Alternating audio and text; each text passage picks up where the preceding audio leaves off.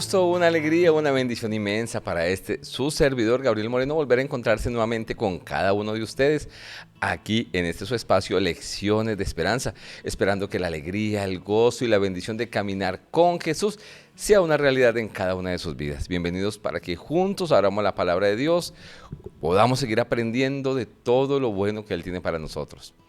Y en esta ocasión contamos con la compañía, con la buena ayuda para conocer algún punto bien importante de la Biblia. Y le hablo a ustedes de la compañía del pastor Cristian Cardoso con nosotros. Pastor Cardoso, gracias por estar aquí con nosotros en esta oportunidad. Gracias, Pastor Gabriel, por la invitación. Nuevamente un placer poder estar aquí con ustedes y con todos los que nos acompañan para estudiar más de la palabra de Dios. Así es, pastor, gracias. Para quienes nos ven y nos escuchan, les cuento que la Biblia tiene, decía alguien, consejos absolutamente para todo lo que se nos ocurre en la vida, ¿no? Para las finanzas, para la salud, para las buenas relaciones. Y en el libro de Efesios se habla de un tema importante, está hablando el apóstol Pablo de la unidad, de la firmeza de la iglesia, pero hay algo interesante, pastor y apreciados amigos, es que luego lo vincula con la familia. ¿Cierto? Utiliza elementos de la relación entre los miembros de iglesia, o bueno, más bien, de la relación de la familia para proyectarse en la iglesia. Y pues, que para nadie es un secreto que la familia es base de la sociedad y de la iglesia también.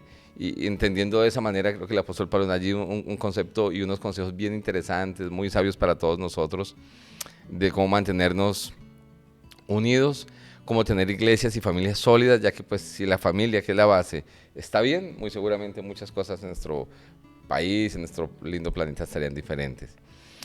Pastor Cardoso, el apóstol Pablo anima a los miembros de la iglesia en Éfeso y a las esposas a que se sometan.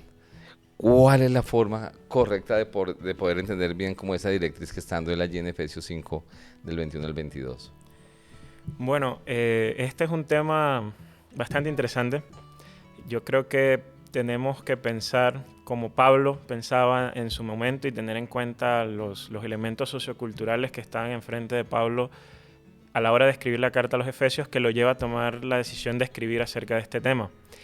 Así como hoy decimos que la familia es la base de la sociedad, en el mundo antiguo la familia era un reflejo del imperio, ¿no? En esta época, recordemos, está el imperio romano reinando y Pablo tiene la preocupación de que si no habla acerca de este tema y hay familias desorganizadas, desordenadas, que dan una mala apariencia para las demás personas en la ciudad de Éfeso, que era una ciudad muy importante en el imperio romano, esto iba a llevar a pensar que el movimiento de seguidores de Jesús era un movimiento que iba en contra de los valores del imperio en ese momento. Recordemos que durante esta época el movimiento de seguidores de Jesús no tiene un estatus legal muy fuerte, así que es muy importante preservar la idea del orden, ¿no? Pablo está muy enfocado en preservar la idea del orden. Por eso en Efesios 5:21 dice, bueno, sométanse unos a otros, que yo creo que a veces se nos olvida el versículo 21. Sométanse unos a otros en el temor de Dios. La clave aquí entonces está, para entender lo que luego va a decir en el 22 de las casadas estén sujetas a sus maridos, es que estamos en el siglo I, en una estructura donde en este momento es patriarcal, el hombre tiene la potestad del hogar, tiene la potestad y la representación política, y desde esta cultura la mujer debe estar sometida al hombre, ¿no? Y de esa manera estar en una posición de sumisión. Este es el siglo I, ¿no? Y recordemos que, como decíamos, estos son los valores culturales y pues Pablo necesita que las congregaciones estén en armonía con el imperio. Ahora, cuando nosotros hablamos de este tema hoy, el versículo 21 es clave, porque no solo es que la esposa esté sometido al esposo, sino que el esposo también esté sometido a la esposa. Y la palabra someter es entonces colocarse debajo de, ¿no? Colocarse bajo la autoridad de. Y alguien puede pensar que esto es un consejo un poco revolucionario, y bueno, lo es, pero debemos verlo en el marco de lo que Pablo espera de nosotros como cristianos. Y lo que Pablo espera de nosotros como cristianos es que renunciemos a nosotros mismos por el bien del otro. El ejemplo máximo de renuncia y de sometimiento es Cristo, porque Cristo renuncia a lo que Él es y decide someterse a personas que en realidad no tenían autoridad sobre él. Pero lo hace porque eso es lo que implica la renuncia, ¿no? El vaciamiento, el dejar el orgullo a un lado. Entonces, para la clave de esposos y esposas que se someten los unos a los otros, es el ejercicio de la humildad cristiana dentro del hogar, ¿no? Es el ejemplo de Cristo que Cristo nos da en la cruz del Calvario, pero restringido particularmente, en este caso, a las relaciones familiares. Entonces, cuando la Biblia habla de someterse, lo que no solo hay que ver la letra, ¿no?, de Efesios 5, 21 y 22, sino el ejemplo que Cristo nos da en la cruz del Calvario. Así es, pastor. Ese término es un término que hoy a mucha gente no le gusta, el tema de someterse.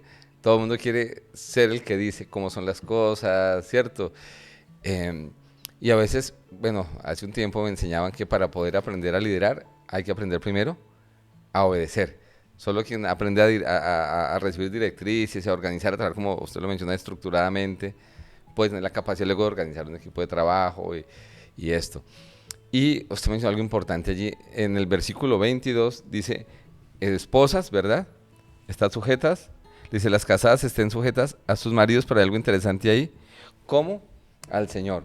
Y creo que esa parte de como al Señor es importante porque nos deja ver a nosotros, o creo que el apóstol Pablo hace énfasis, someterse siempre y cuando su esposo tenga un comportamiento cristiano, ¿cierto? No es someterse a que el esposo quiere tal vez abusar o hacer ciertas cosas y como el texto dice, sométase, entonces como que la dama tiene, que eso es lo que a veces a algunas damas como que les da vueltas, está en ese contexto de una familia y de un grupo de personas que reflejan el carácter de Cristo y por eso él coloca allí, sométase en el Señor, no de cualquier forma, no a lo que él desee, sino, ¿cierto? Creo que es importante entender eso allí también. En el 21, de hecho, dice, bueno, sométanse unos a otros en el temor de Dios, ¿no? O sea, en esa esfera, y como usted acaba de mencionar, yo creo que es importante recordarles a la audiencia que el versículo no se debe usar para apoyar bíblicamente el abuso en ninguna dirección, ni Así de la es. mujer ni del hombre, ni la violencia. Esto no es una justificación de la violencia doméstica,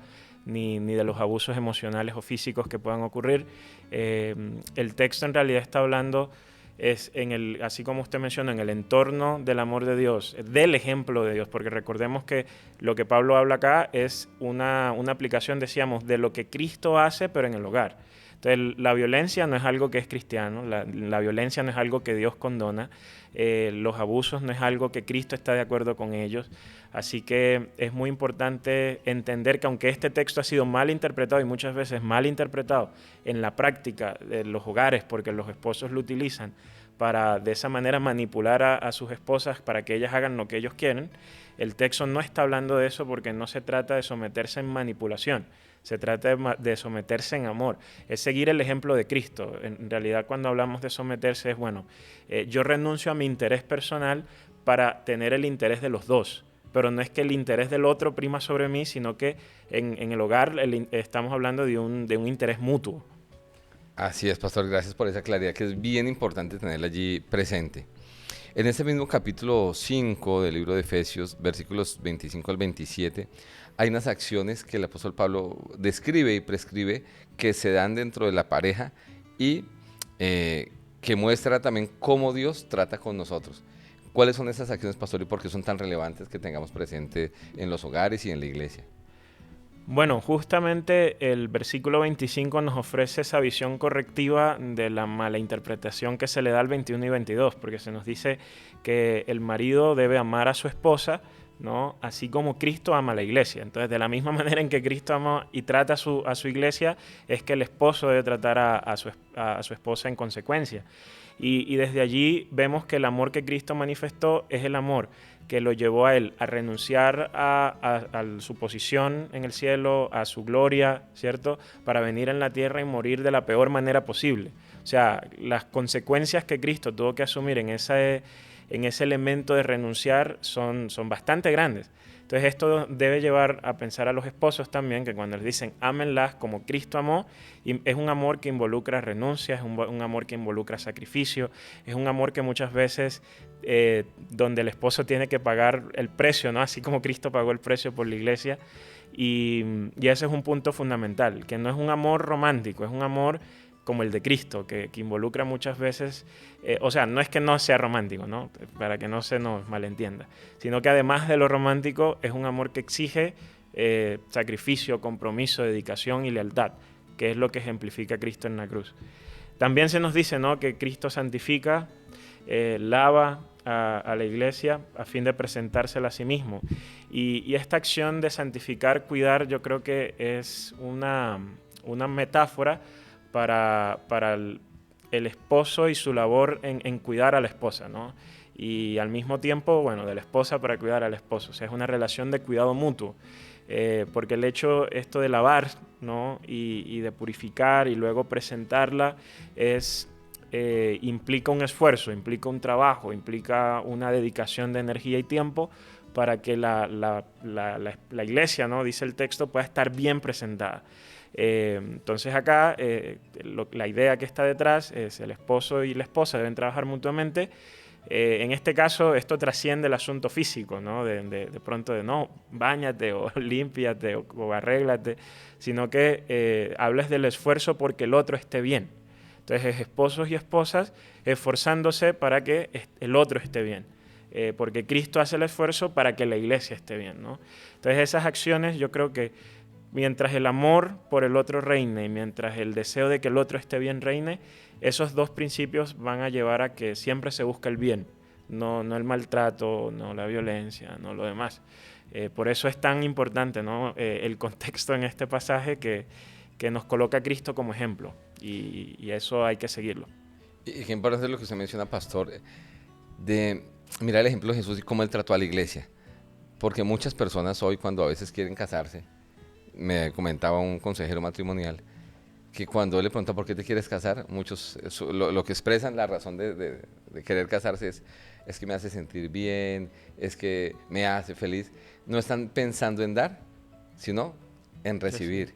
Mientras que usted lo mencionó allí, Cristo, su función casi siempre con la iglesia ha sido entregarse, sacrificarse, salvarla, perdonarla, limpiarla, cuidarla. O sea, siempre está en función del beneficio. Lo que usted hizo un énfasis muy pertinente y muy importante de que el esposo estará siempre buscando el bienestar de la otra persona, tanto físico y espiritual, y pues en contraposición la esposa estará, ¿cierto?, también buscando siempre lo mejor para esa persona.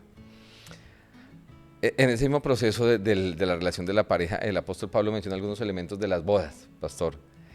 ¿Cuáles son algunos de esos elementos y cómo dan a entender el plan de Dios o cómo Dios quisiera que fuese la relación de nosotros como familia y como miembros de iglesia?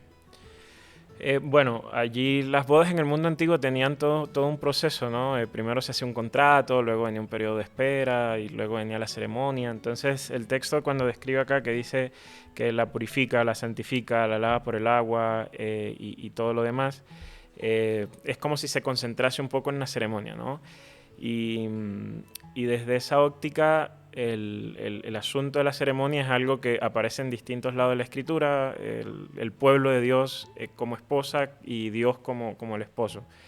A la luz de eso podemos ver que cuando la Biblia representa a Dios casándose con su pueblo, siempre echan la casa por la ventana, una expresión coloquial para decir que dan lo mejor, ¿no? Dan lo mejor de sí. Hay banquete, hay una celebración del hecho de que Dios se ha unido a su pueblo.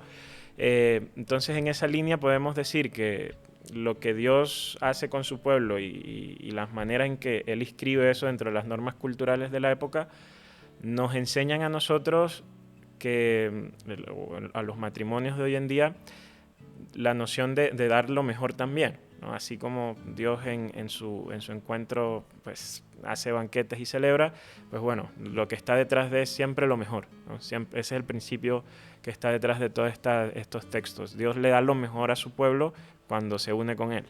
Entonces, esposa y esposo, decíamos ahorita amor, ¿no? Decíamos ahorita buscar el bien del otro y ahora pues dar lo mejor. Yo creo que con el tiempo hay una tendencia a rebajar los esfuerzos y dar ya no lo mejor, sino la mitad o lo necesario. Entonces, Dios nos invita, de acuerdo a esto, a dar siempre lo mejor, ¿no? Lo que mejor podamos. Qué importante eso, Paso, porque, a ver, estamos tal vez en una cultura no total, pero donde se da mucho la idea del facilismo, de entre menor esfuerzo tengas que hacer para ganar dinero, búscate algo que, cierto, no te implique estudiar ni trabajar mucho, sino que con la alimentación igual, ¿no? Entre menos tengas que preparar, si te puedes comprarte algo que ya esté precocido, no hagas ejercicio, cómprate el aparatito que te lo pones y mientras ves televisión, ¿cierto? Está ayudándote para que tengas una figura. Y eso a veces permea en las relaciones y permea hasta en la relación nuestra con Dios, porque también queremos, como usted lo menciona, hacer lo menos posible, pero para estar con Dios. O sea, ¿hasta dónde puedo hacer el menos esfuerzo posible para estar bien con Dios? ¿Hasta dónde tengo que trabajar lo menos posible, pero que mi esposo o mi esposa esté contenta? Cuando usted menciona algo interesante y muy importante para todos, apreciados amigos que nos ven y nos escuchan, es Dios siempre piensa en lo mejor para ti. Dios nunca busca una migaja para darte y espera que tú y yo también demos lo mismo para Él y demos lo mismo a esa persona que escogimos para caminar en la vida y también para la iglesia y para las personas que nos rodean, siempre en función de dar lo mejor. Ahora, pastor, allí en Efesios 5, del 28 al 30, en ese mismo contexto de la pareja, del matrimonio, ¿qué argumento importante utiliza el apóstol Pablo para manifestar, para que el esposo manifieste ese amor tierno para con la esposa? Bueno, lo que hace Pablo es que él acude a las Escrituras y de allí toma un argumento que va a desarrollar en estos versículos. Y vamos a ver que lo que hace Pablo en estos versículos difiere mucho del discurso acerca del matrimonio que existía en su época. Porque esto de pensar de que el hombre y la mujer son una sola carne es muy, bueno, Pablo lo toma de las Escrituras y es muy de la tradición judio-cristiana. En el Imperio Romano no funcionaba tan así esta noción de que los dos son uno, ¿no? Se unen en matrimonio, sí, se busca la armonía, sí, pero es que Pablo dice, es que tu carne es la carne de tu esposa, ¿no? Por eso dice, si tú no amas a tu esposa, no te amas a ti, porque es que tu esposa es como tu espejo. Entonces, si tú te amas a ti mismo, pues debes amar a tu esposa porque ustedes dos ya no son dos, son una sola carne, ¿no? Que es el argumento de Pablo, pues proviene de Génesis, de cuando Dios dice que dejará al hombre a su padre y a su madre y se unirá a su esposa y serán una sola carne. Así que es muy lindo lo que hace Pablo porque nos vuelve a llevarnos al punto de Cristo. O sea, si vemos a Pablo en lo que ha hecho en la carta a los Efesios, aparentemente es como que esta sección está desconectada del resto, pero no. Y es que, porque Pablo llega y dice, Cristo ha hecho esto, ¿no? Cristo murió, Cristo resucitó, Cristo está sentado en los lugares celestiales. Pero llega Pablo y dice también que el creyente participa de lo que Cristo ha hecho a través del vínculo de la fe. Entonces, Cristo muere, el creyente muere. Cristo resucita, el creyente resucita. Cristo se sienta en los lugares celestiales, el creyente se sienta en los lugares celestiales porque entre Cristo y el creyente hay una unión. O sea, entre Cristo y la iglesia hay una unión de tal manera que donde Cristo está, el creyente está. Lo que Cristo hace, el creyente lo hace, ¿no? Y es esta unión precisamente entre Cristo y el creyente lo que le sirve a Pablo para decir, de la misma manera en que el hombre y la mujer cuando se casan son una sola carne, Cristo y el creyente son una sola carne. Entonces, lo que es una realidad espiritual, la unión de Cristo, del creyente con Cristo, también tiene un reflejo terrenal, que es la unión del esposo con la esposa, ¿no? De tal manera de que ellos allí se forman una unidad que participa de la unión con Cristo y que entonces acá no son dos, es uno, ¿no? Es lo que dice Pablo, no son dos, son uno. Y el ser uno implica que pues, ya no es tu voluntad, es la voluntad de dos. Ya no es solo tu deseo, son los deseos de los dos. Ya no es lo que tú quieres, son lo que los dos quieren. Por eso ya no se trata en realidad de que tú ames al otro, porque el otro eres tú. Entonces es una cuestión de el amor a la esposa. O sea, si tú te amas, debes amar a tu esposa. Si tú no te odias, entonces no puedes odiar a la otra, porque el otro eres tú. Esa noción del espejo, ¿no? Hubo un pensador que llamó a esto la filosofía de la otra edad, que es ver al otro como si fueses tú, ¿no? Y de esta manera no hay acciones de odio, de violencia y nada más, porque pues como el otro eres tú te vas a tratar a ti mismo siempre bien. Entonces Pablo refleja ese pensamiento para decir, el esposo siempre debe tratar bien a la esposa porque es como si fuera el mismo. Y en ese proceso, como usted menciona, teniendo a Cristo como ejemplo, veo a un Jesús que donde hay una iglesia imperfecta y la presenta y presenta los problemas e inconvenientes que tiene, siempre habla como la iglesia para Jesús es el centro de su amor, de sus acciones en favor de ella. O sea, nunca por las fallas de su pueblo el Señor los abandonó, ¿verdad? No quiere decir esto que la esposa o el esposo sean perfectos, sino que a pesar a veces de las luchas, el esposo y la esposa deben verse con lo lindo que tienen, luchar por eso, y aunque hay tal vez situaciones complejas y hay defectos también de carácter, como lo mencionamos hace un momentito, tratar de ayudarse para limpiar, o sea, para que eso se pueda dejar de un lado y ayudar. No es intentar cambiar a otro, sino es tratar de, basados en esos elementos bonitos que tienen, esos fortalezas que tiene la persona, ¿verdad? Ayudarla a descubrir todo lo lindo que tiene para que cada vez sea mejor esa persona. Y entonces yo veo a un Jesús que, como usted mencionaba hace un momentito, siempre estaba en función de ayudar, de cuidar, y por eso el apóstol en el versículo 29 del capítulo 5 dice: el que ama a su mujer, a sí mismo se ama, pues nadie odió jamás a su propio cuerpo, sino que lo sustenta, lo cuida, como también. O sea, nadie se va a hacer daño, o bueno, nadie que esté en su sano juicio, ¿no? Porque hay gente que sí, pero va a tener la mano y va a hacerse daño. Por lo mismo nadie buscaría hacerle daño a su esposa, entendiendo el amor en el contexto que Dios quiere para la familia, ¿no?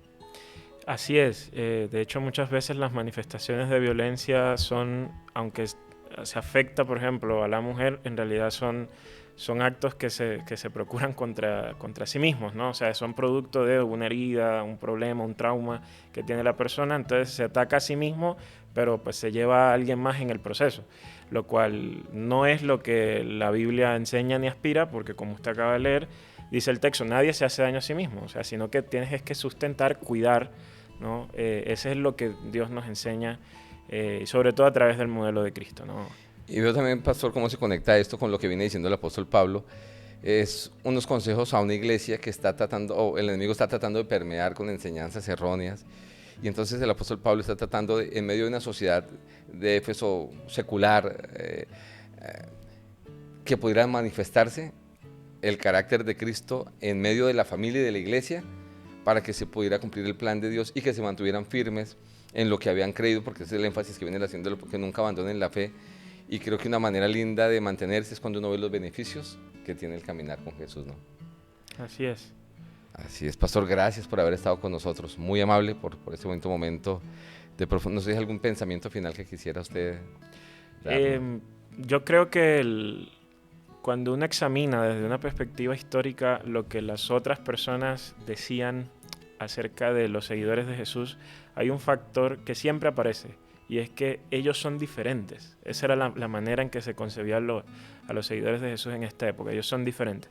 Cuando uno pregunta por el factor decisivo de la diferencia, era que en definitiva esta gente estaba tratando de hacer todo lo posible por seguir el ejemplo de Jesús en todas las áreas de la vida. Lo que hace Pablo en Efesios 5 es simplemente decir, sigan el ejemplo de Jesús en el matrimonio. Entonces, si los dos miembros del matrimonio, cada uno trata y se esfuerza y hace todo lo posible por seguir el ejemplo de Jesús, lo que vamos a tener es a un Jesús lleno de amor, pero ahora manifestado en la vida de dos personas, que irradia entonces a su vez a la sociedad. Eso es lo que, en pocas palabras, es lo que está tratando de hacer Pablo. Pastor, muchas gracias, muy amable. Vamos a cerrar con una oración. Oremos. Buen Dios, gracias, porque tu palabra trae consejos, Señor, para cada ambiente, para cada necesidad de la vida. Permítenos hoy, en este tiempo justo antes de tu segunda venida, poder manifestar el espíritu y el carácter de Cristo a nivel personal y como familia, Señor, para que quienes nos rodean puedan ver ese valor diferencial que no es por nosotros, sino que Cristo lo hace a través de nosotros. Bendice al pastor Cardoso, su trabajo, su ministerio, sus responsabilidades, Señor, sus proyectos, sus sueños, y de manera especial a quienes nos ven y nos escuchan. Que puedan empezar a experimentar estas delicias del Señor, estas promesas de Dios, y que ellos puedan ser parte de esos hogares lindos, maravillosos, llenos de amor, cuidándose unos a otros y manifestando el cuidado, la protección y el carácter de Jesús en la sociedad actual. Padre bendito, llénanos a todos de tus bendiciones, de tu amor y de tu gracia, pues lo pedimos en Jesús. Amén. Mis apreciados, esperamos verles a ustedes muy pronto en un nuevo capítulo de Lecciones de Esperanza.